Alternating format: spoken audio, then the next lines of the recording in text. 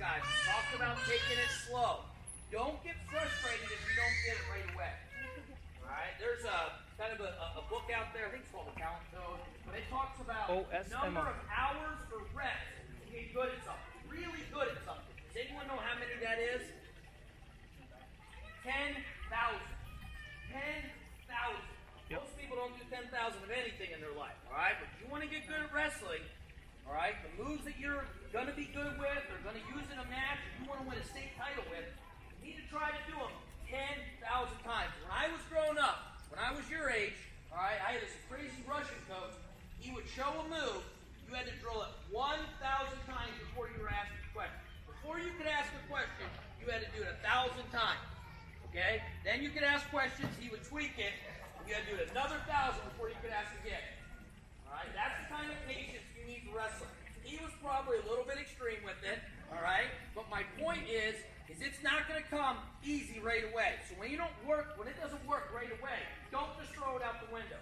Hand fighting, it's not glamorous, alright? It's not a super duck, it's not an inside trip, but it will set up all of your offense. I was known for having pretty fancy offense when I was in college. I have a highlight reel out there, and all they show is my fancy move. But they don't show the 4 or 5 minutes of me layering hand fighting on someone, wearing them out, breaking the position, and figuring out their reaction before I hit something. Okay, so don't lose patience with it, and you need to start drilling it every day.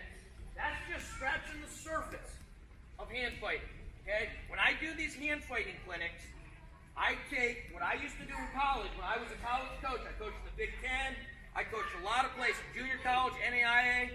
All right, I would take the first 2 months of the year. These are college kids. They got recruited to wrestle in college. I would take the first 2 months of the year, every year, and we would work on hand fighting. We wouldn't take a shot. That's how important it is. That is the foundation. All right, so you have to start drilling it every day. You have to start looking at those details, making sure you're not glazing over them. Okay? So we're going to do that drill again that we did in the beginning. One guy's going to go. Hand fighting, transitioning in. Hopefully, you're wearing your partner out. You'll know if you're doing a pretty good job. If your partner comes up and he rolls his neck out or his lower back sore, that means that your pressure was consistent, it was constant, and it was making him fight to keep his stance the whole time. And that is the goal. A guy who's fighting to keep his stance is not worried about taking you down. He's not worried about his offense. He's going to start going into survival mode. And that makes your life a lot easier. That's why we spend so much time on hand fighting. Alright? I have about 12 pages of notes on hand fighting stuff that I do. This is just a small portion of it, but it's a good base. Okay? So get with your partner, I'll tell you when to switch. You're hand fighting, transitioning, layering, moving a guy, making him fight out of it. Is it fast?